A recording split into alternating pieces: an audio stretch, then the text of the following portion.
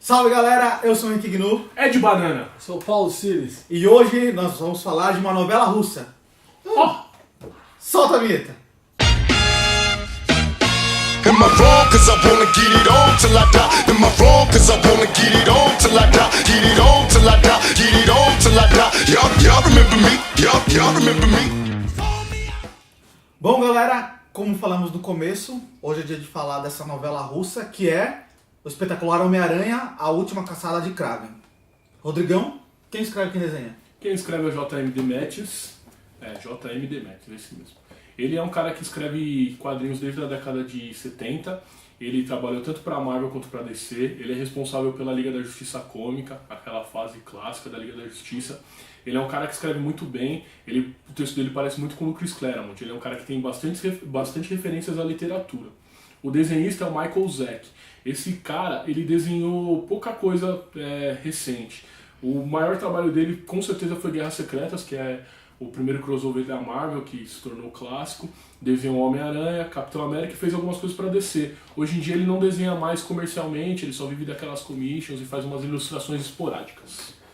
A Última Caçada de Kraven saiu originalmente em 87 e o engraçado dela é que ela foi oferecida primeiro para Marvel como uma história do Magnum, que é aquele personagem sensacional que eles usam na jaquetinha e tem um W no peito. A Marvel recusou, obviamente, e ele tentou levar a história para DC, onde ele tentou oferecer ela como uma história do Batman. Também foi recusada. Voltando para Marvel, ele conseguiu encontrar o Homem-Aranha e encaixar o Homem-Aranha nessa história que ele queria contar. É engraçado você ver como ele teve que rodar para conseguir cair no Homem-Aranha, que é um peso bem bacana, porque nessa fase, na época que o casamento do Peter estava começando, então deu todo um tom diferente para a história. A Última Caçada de Kraven vai contar, basicamente não é uma história do Homem-Aranha, não é um quadrinho do Homem-Aranha, é um quadrinho do Kraven, que ele tá sentindo que a morte dele se aproxima, e não é por doença nem nada por dia, é algo dele mesmo. E a única coisa que ele quer fazer antes de morrer, para morrer com honra, é caçar o único animal que ele até hoje não conseguiu pegar, que é o próprio Homem-Aranha, né? Aqui na história. Aí aqui ele vai bolar um plano onde ele consegue sequestrar o Homem-Aranha, sedar o Homem-Aranha e enterrar ele vivo. E a partir daí, para ele se sentir superior, para ele sentir que a missão dele foi cumprida, ele assume o manto do Homem-Aranha para provar para todo mundo que ele é um Homem-Aranha superior. Sem trocamento. Sem trocamento, sem seu óculos, nem nada, só vestindo uma roupa preta. Uma coisa mais russa, mais fina. Mais fina. Elegante. O bom dessa história é todo o enredo que tipo, não tem muita fala. É muito mais o Kraven falando com ele mesmo. É uma coisa mais dele, mais introspectiva. É o peso. Verde. Aqui, ó. Falando palavras bonitas dos dois, o peso e a profundidade. E que é muito interessante porque isso era uma revista mensal. E aí você pega uma revista como essa, que tem uma profundidade muito grande, uma história diferente, o final é surpreendente e é a década de 80. Aí você tenta pensar em alguma mensal hoje em dia que tem essa profundidade. Dificilmente você vai achar alguma coisa que se compare com a qualidade que você tinha na década de 80. Uma coisa que a gente sempre comenta aqui entre nós é aquela história de que os quadrinhos eles nada mais vão fazer do que refletir a época dele. Sim. Então, nos anos 80 você tinha uma sociedade diferente, uma época diferente, você tinha quadrinhos com mais peso como esse daqui. A Última Caçada de Kraven é a primeira história do Homem-Aranha a entrar nessa tendência do quadrinho adulto, do quadrinho sério, do quadrinho mais pesado, uma história mais pesada. E daí, nessa mesma época, você tem Batman Ano 1, Cavaleiro das Trevas, Watchmen, A Última Caçada de Kraven, Demolidor, acho que é o Demolidor aqui dessa você tem fase uma toda. sequência enorme de histórias que saíram em revistas mensais e se você for parar pra pensar, porra, são clássicos mesmo, sabe? Coisas que se você quer ler quadrinhos, você vai ter que acabar lendo uma ou outra. E engraçado que apesar do viés de história adulta, ser uma história muito profunda, pensando agora, ela não apela muito pra violência. Não. Ela não tem violência mesmo assim, ela tem cenas de luta, todo gibi de herói acaba tendo, mas ela não tem violência, não tem uma violência escrachada. Sim. É um lance muito... É bizarro, porque é um lance poético. Ele faz em cima daquele poema do William Blake, né, o Tiger, que é o tigre, a simetria que 1 milhão de gibis já usaram. O Wolverine em Origem usou isso. O Wolverine em Origem usou. Tem outros gibis que já usaram esse poema como referência. E a violência não tá, tipo, explícita lá. E isso é bem legal. Ela nada mais é do que um jeito de resolver o conflito, né, sabe?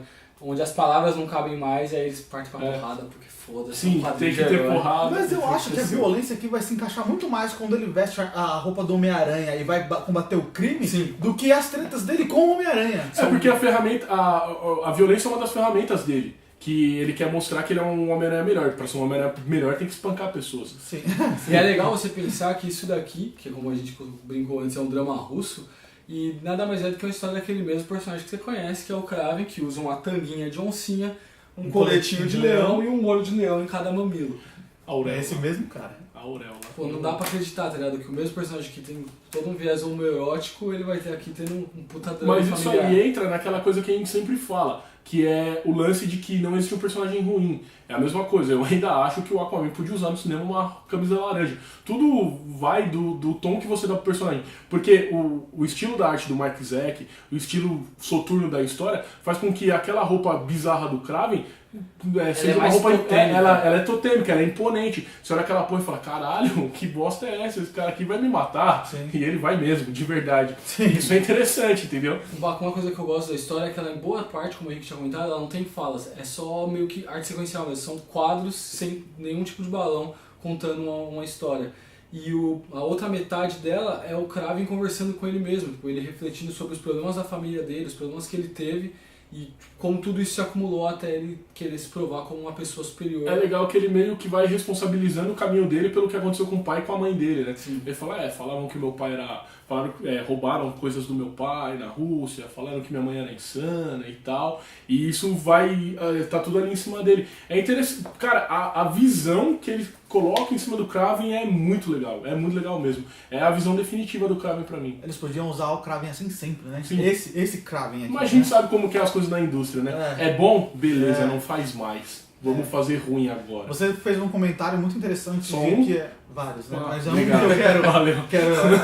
eu quero ressaltar aqui, que é, tanto Marvel ou DC tem muitos, mas muitos personagens muito bons, só que são muito mal aproveitados. Sim, isso é muito comum, cara. Principalmente em gibi mensal, porque o gibi mensal, ele... Se você for parar pra pensar, porra, tem gibi mensal desde os 60.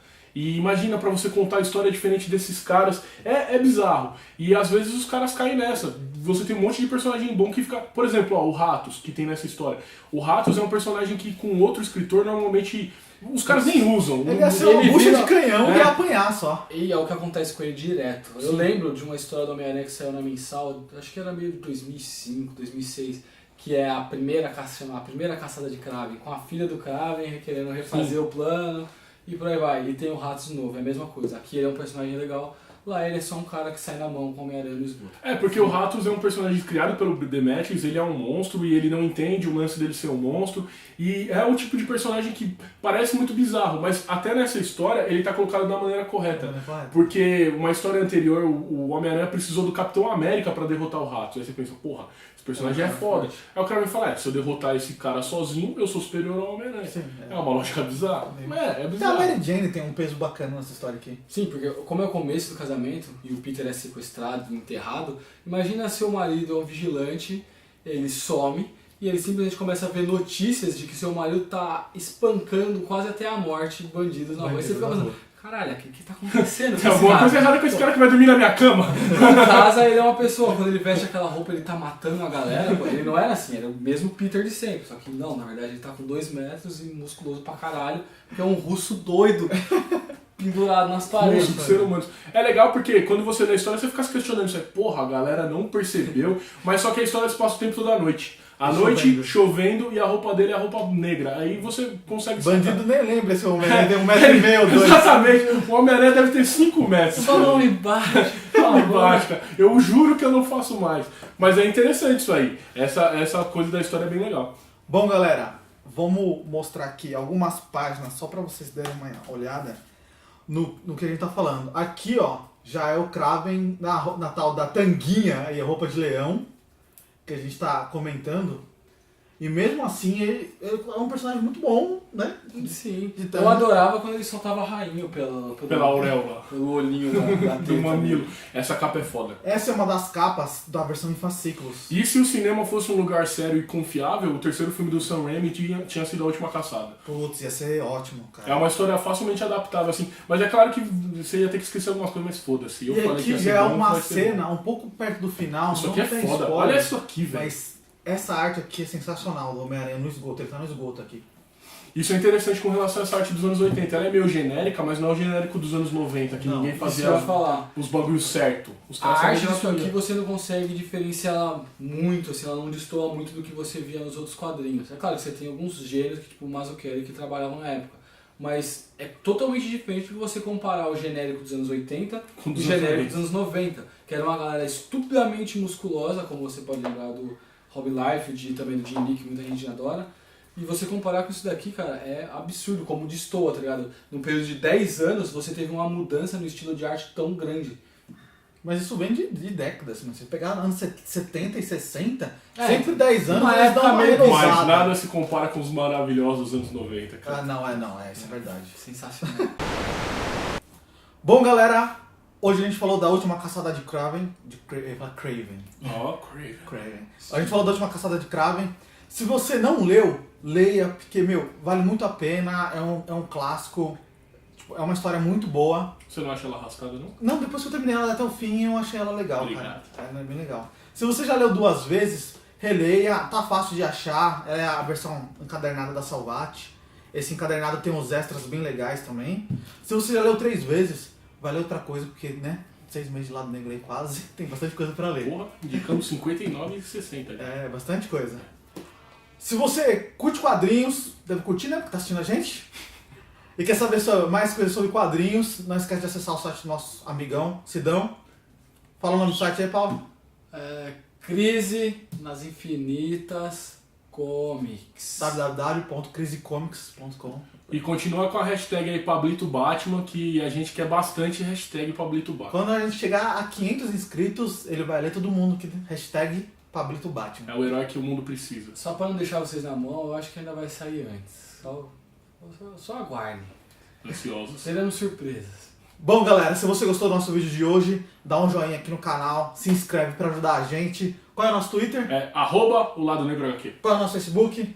O Lado Negro HQ. E por hoje é só, até a próxima. Falou!